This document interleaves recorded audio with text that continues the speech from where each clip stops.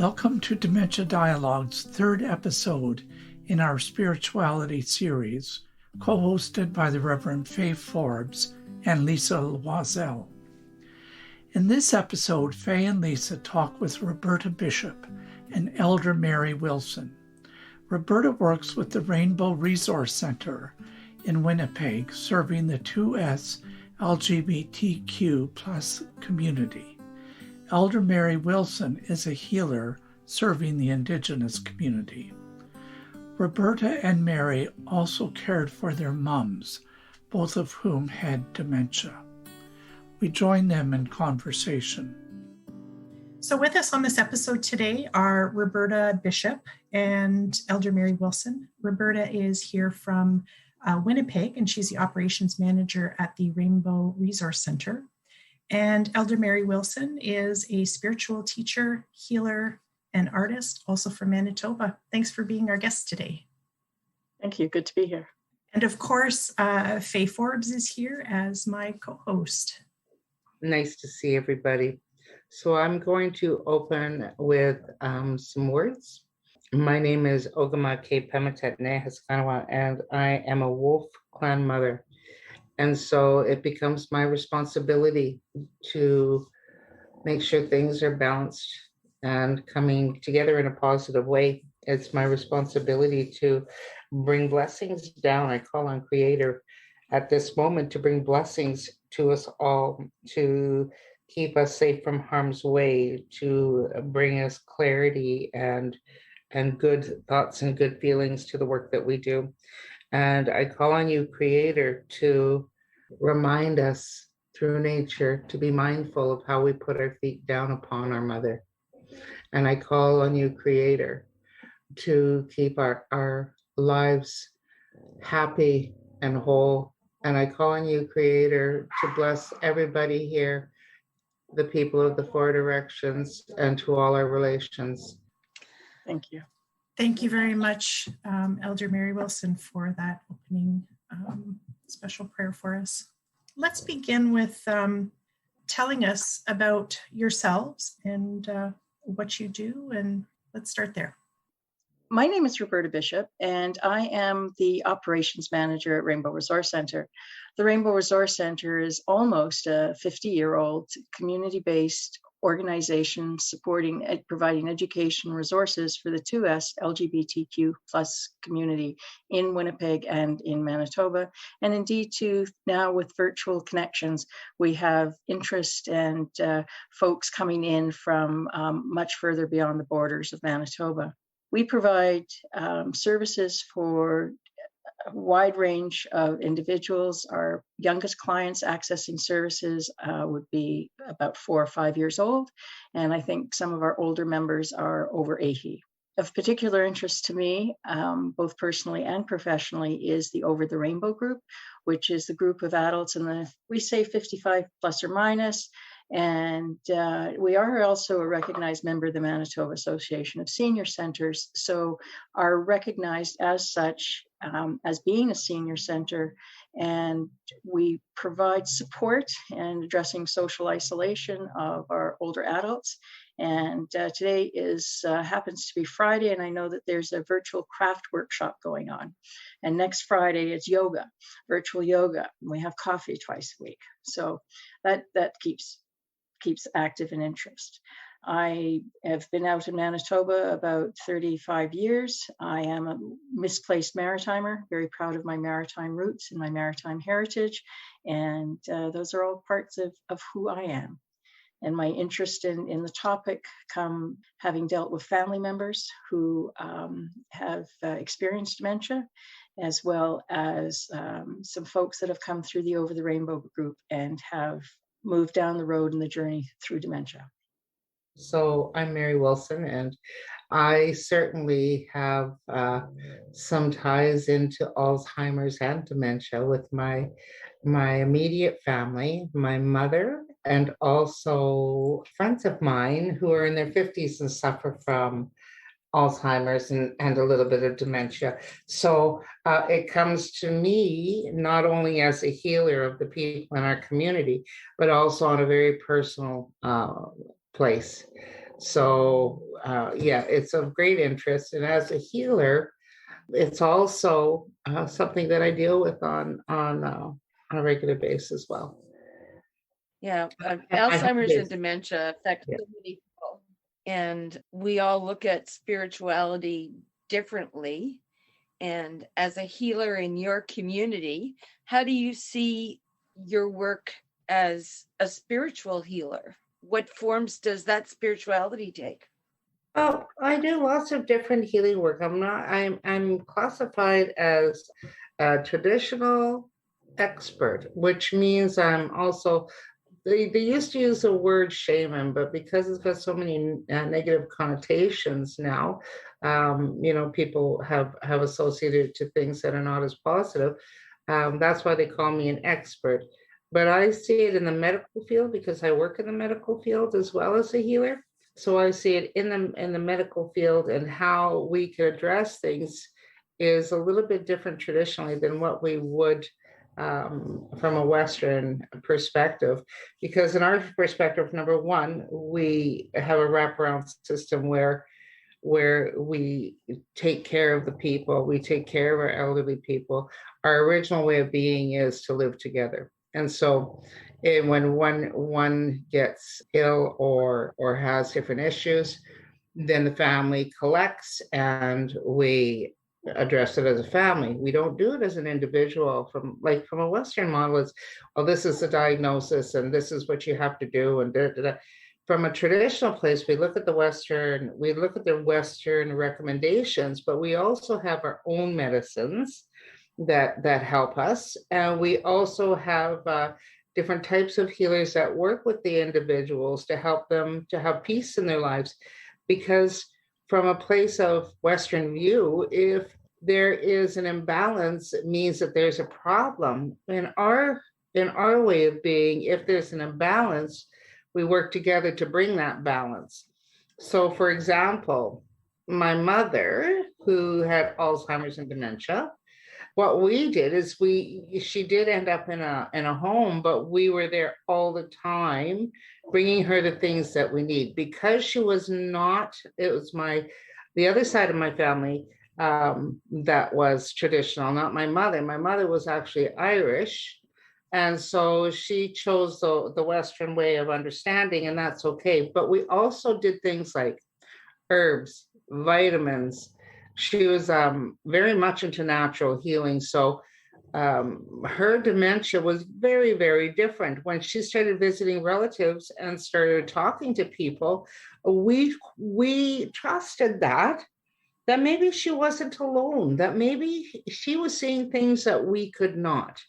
And so as a healer, we look at that very differently. We say, okay, then what they say and how'd you do? And what was the message in that? And if it was something really negative, then we would say, okay, well, maybe it's time to put this in a diet or that in a diet, or there's so many different breakthroughs in medicine in today's world, and there's so much more on the way. If we work together, I believe that Alzheimer's and dementia will not have the same impact that it does to our people today. My girlfriend who has Alzheimer's, and she is, I guess, 50, she's younger than me, much younger. So she's 50, I think she's 58 now. But what we do is we put her with things that are going to stimulate her. For example, we put her with children. She absolutely loves children, and her memory is intact with children. So we give her more of that. We give her a special diet. We make sure we've got all the folic acid and some of the things that help to bring clarity to the brain. We do meditations, we do healing work. There's so many more things. It's kind of like a yoga for the brain. And that's what we do. We support rather than deny.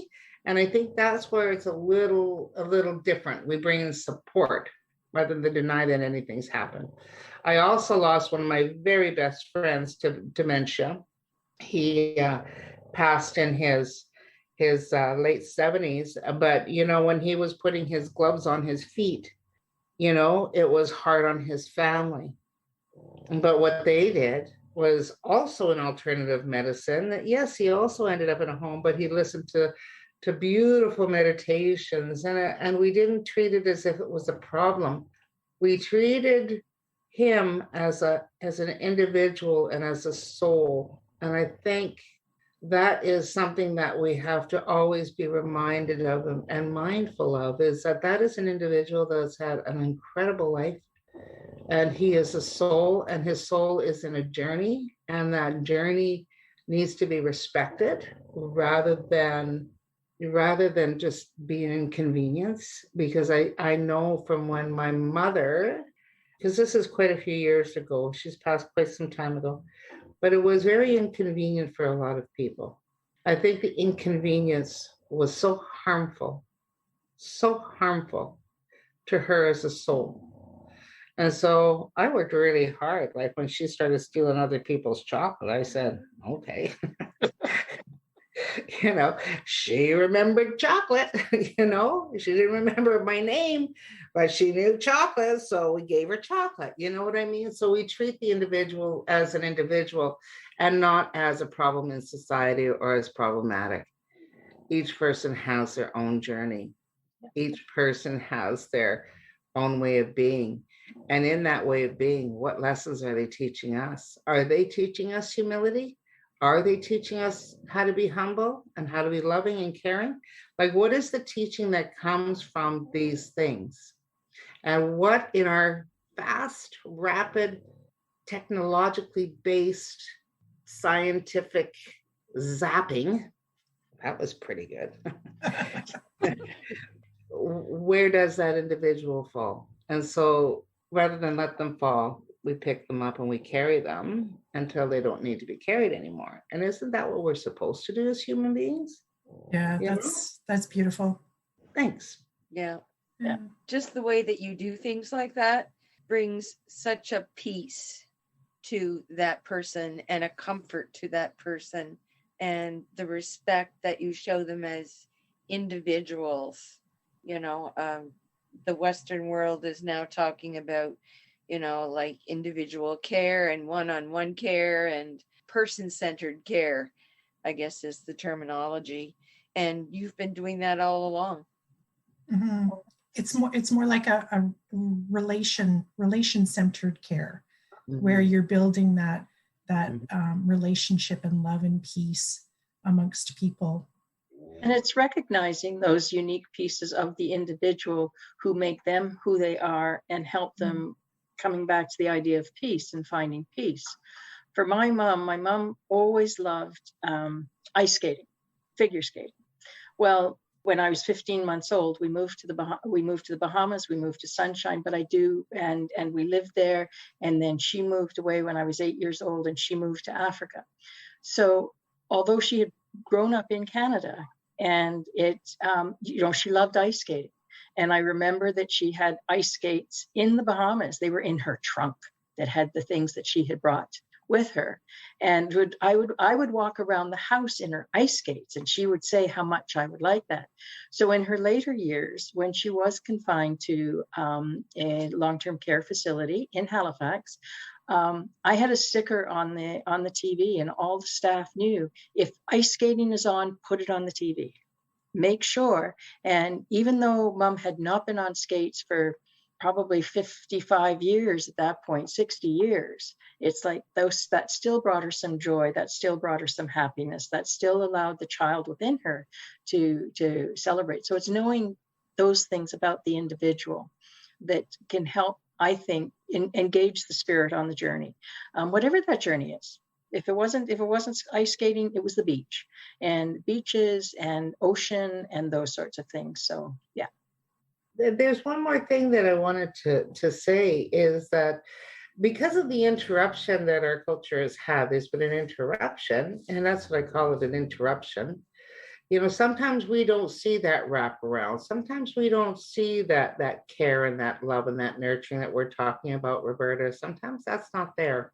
Mm-hmm. But also in our culture, if we return to what we know is the truth, and that is that we are all related, and that every tree, every animal, every being, every person has an important piece in our lives, there is a part that says, what is isolation and what is not being with family. So even if a family cannot, for whatever reason, or is not available to love and nurture, those entrusted people that we have to take care of our family are meant to be aunties and uncles and daughters and sons and brothers and sisters. And that is why it's so important to respect not only the caregivers, but to make sure that those caregivers that are looking after our elderly people carry those principles in their heart and also express them, because they are there to bridge the gap while we're not there. They are there to bring love and kindness and gentleness and food and nurturing and loving when we are working, so they can also feed their family. It's supposed to be an entire wraparound. So it's very, very important that some of those teachings are handed.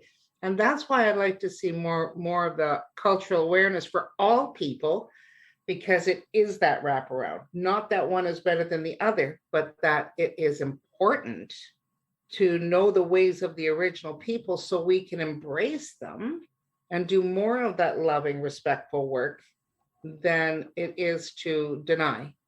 Because I think everybody can benefit. It doesn't matter what culture or what religion you're from. I think everybody can benefit from those ways of being if we, as I said, if we look at before the interruption and how things were done. So Mary, you were just speaking about the people who support those that are living with dementia in our communities, and what kind of capacity they need in order to support those living with dementia. Roberta, in your experience with Over the Rainbow and the seniors that are being supported through that program, what are some of the things that you think what kind of capacities need to be built for those who are supporting the LGBTQ2S community? Well, I think as Mary's spoken about, it's a recognition and support that we are all in this together, and support and the wraparound. Some of the issues and some of the challenges that members of the 2S LGBTQ plus community face as they age and perhaps need to go into care is the reality of stigma. Historically, it was wrong, it was bad, and actually in Canada, it was criminal to be gay. Nowadays, I mean, there's the whole alphabet of the 2S LGBTQ plus, which is two-spirit, lesbian, gay, bisexual, transgender, queer, and the plus indicates there are other identities which are not recognized or perhaps labeled, or the labels are not known, but they are still included in being members of a sort of non-binary, coming under the umbrella, the colorful umbrella. And one of the challenges and the issues for those who are caregivers of folks, community folks, is that with the issue of dementia, when their realities go back to an early time, even though they're new caregivers, the caregivers that they're there providing assistance and who may be queer themselves. And I will admit, I have trouble sometimes with that word queer, but that's my demographic, and the younger people and many of the caregivers who are coming through schools and programs do identify that way. And they may be very supportive. But a person with dementia who falls back into a reality of 60 years ago may be falling back into a time of persecution. It doesn't matter what anybody says to them. They are still terrified. They are afraid that they are going to be thrown into jail. They are going to be afraid that they will be bullied, and all those different things. In my own experience, I remember my mother getting very, very upset and threatening to kill me because I am a community member. And she knows that. And she said, I'm going to kill you. I'm going to kill you. And her caregivers at where she was were saying, don't say that, Margaret. Don't say that. That's your daughter. And I just said to them, I said, that's Mom's reality. That's where she is right now. And she's coming from having lived in a country where being gay or being a member of the community was punishable by death. And she would sooner kill me than have someone else kill me. I couldn't get angry at my mother threatening me for that, because that was her reality. And believe it or not, that was her expression of love more than anything. And then trying to educate her caregivers as well, that this is where she is. and it's okay. We just need to work through that. If the uncle wants to put the gloves on his feet, that's fine. Get him some nice gloves. you know, that's if it doesn't hurt anybody else, okay.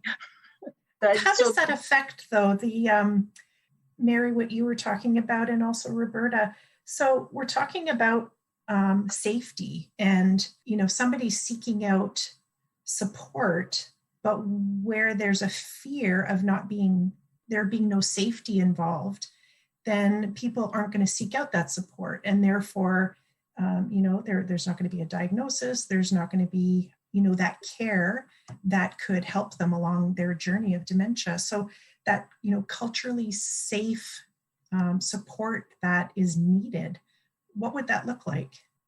First of all, it's not safe. It's not safe for people under the spectrum. Also, being an Indigenous person with those things, in our culture, Indigenous people that are under the umbrella are highly, highly respected. But because of the outlaw of our people, and I'm speaking about the outlaw of our people and our way of being, it's a double whammy.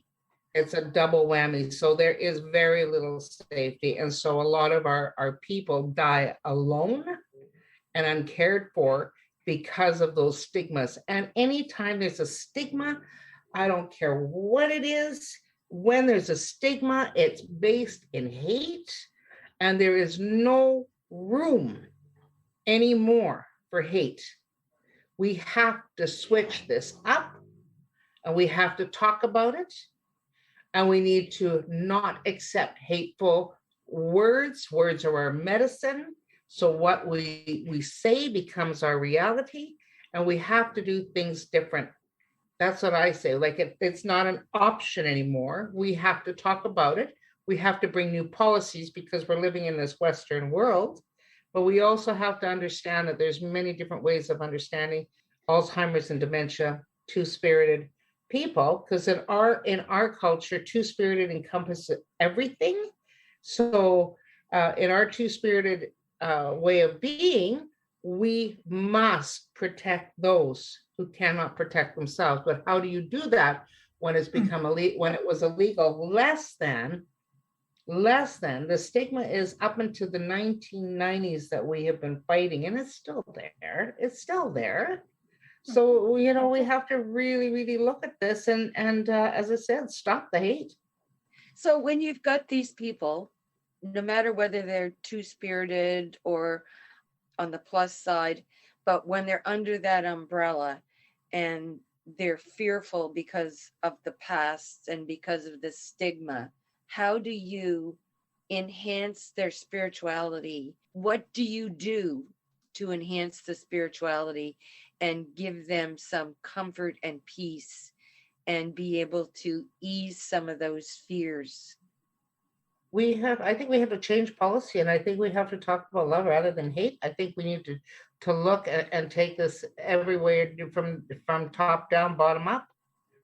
And I think that's absolutely valid. We have to address some of the issues in the system, the political system, the whole societal system, and systemically, and all that. But also to come back, Faye, what can we do individually to support people? Traditionally, very. I know with our young people, although we have gone and are attempting to build and develop strong partnerships with our local church. And it's a beautiful church, and there's much to be enjoyed, and that's part of my own background and things like that. That's fine. But there's still some resistance and reluctance in those who have been hurt by the church, formal churches, and there's some hesitancy there.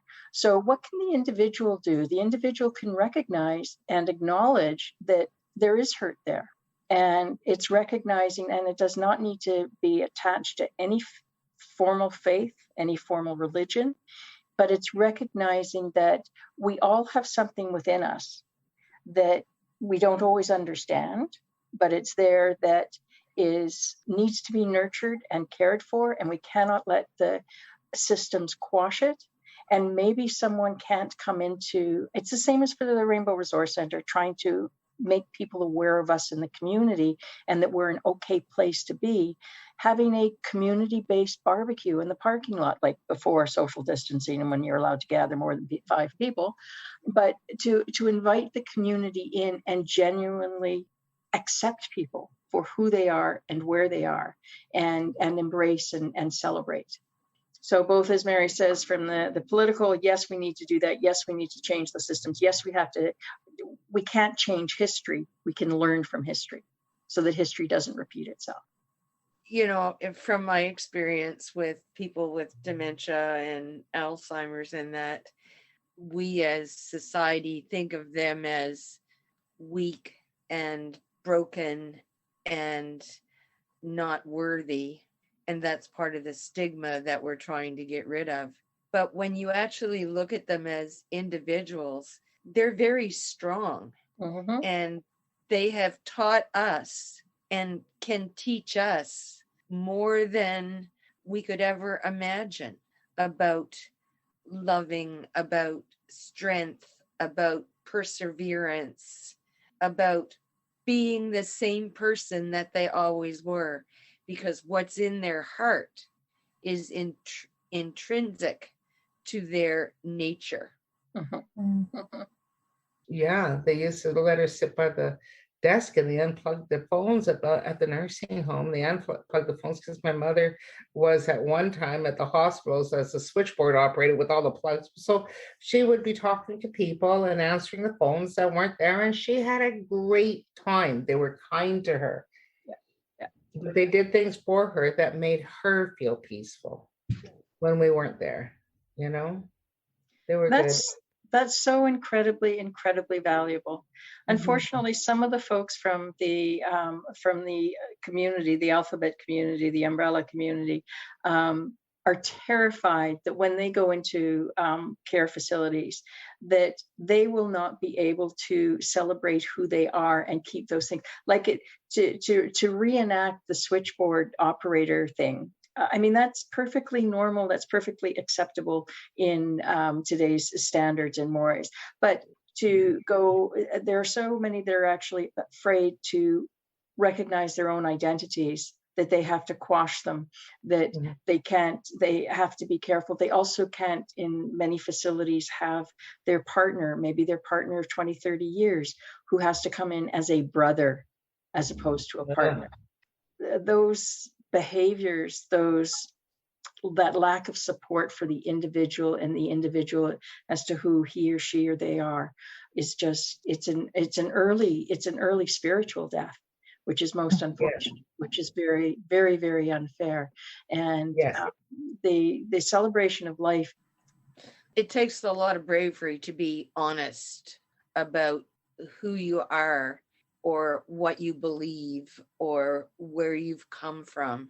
But yet in that honesty, we're taught so many things. And one of the biggest things that I hope people take away from all of that is the understanding that they're an individual, a creation of our Creator, and worthy of love, because the Creator does not make junk. He does not make mistakes, and they might be different than me, but I'm different than the guy next door too. Firm believer in that, just as every leaf, every tree, and every snowflake is different, but all have their own part and place in the world to be enjoyed and to be loved and to be experienced. So Roberta and Mary, what do you want people to reflect on at the end of this podcast? For me, I would want people to reflect on the fact that there is something inherent in every single one of us that brings us our own joy and our own uniqueness and our own happiness. We don't always really understand that happiness every single day, but every so often something will come along in life, an experience will come, a feeling that will just say to us, yes, this is what life is. And we hold that dear to ourselves. And it's very unique. It is very, very unique. And that I would hope that what people will take away is to recognize that first off in themselves, and also as they care for their loved ones, as they work with other loved ones, that to recognize that other people have those too, and to provide the opportunity and open the doors to let those things happen just naturally, and to reflect on our uniqueness, our oneness, and to celebrate it. You summed it up really nicely, Roberta. I think that is really where we're at. And I think that we need to always understand that there's something more than what our eye looks for, and to remember how to love and to stand together, and remember to support each other. Like, if you have a friend that has Alzheimer's or dementia, support the families, support the people around them, do the wraparound piece, because all of us need love. And so the people that are also walking, make sure that they're good, make sure that they've got a meal, make sure that we stand together and make differences that need to be made.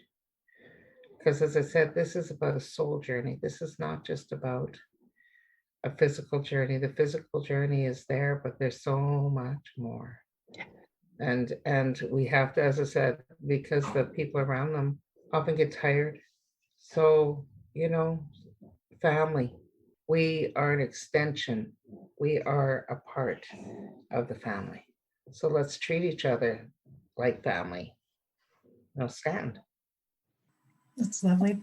And it really does take a community to support people living with dementia, because people can't do it alone. A care partner can't be the only one to provide that support. So we all need to come together as a community and, you say, Mary, do that wraparound support. So I want to thank you both for taking the time today, to provide us with a bit of a cultural lens, diversity lens on our conversation of spirituality and dementia, and to wrap up this series, this special series on Dementia Dialogue, in such a positive, open, loving conversation. Thank you both for sharing your stories, sharing your insights, and helping us be more open and breaking down those walls of stigma, not just during this podcast, which hopefully is going to start that ball rolling in one respect, but also the things that you do in your everyday lives. So I thank you both for all that you are, all that you give, and all that you do. Thank you. It's been a wonderful privilege to take this moment in life to share with you three incredible individuals, and to also have the opportunity to realize that we may be impacting others as they listen from wherever they may be, whether as a group, as an individual, but to know that there are those who love and care, and that thank you. Dementia Dialogue is very appreciative of these four women engaging in such a deep and challenging discussion about the similarities and differences among communities who have been subject to stigmatizing behavior, and how to find peace when faced with the additional challenge of dementia. Our next episode is on the experience and issues of caregiving amidst COVID-19. We hope that you will listen in. We'd love to hear from you. Please write to us at dementia.dialogue@lakeheadu.ca or comment on Twitter or Facebook. Thanks to the Center for Education and Research on Aging and Health at Lakehead University and to the Public Health Agency of Canada for their support. My name is David Harvey.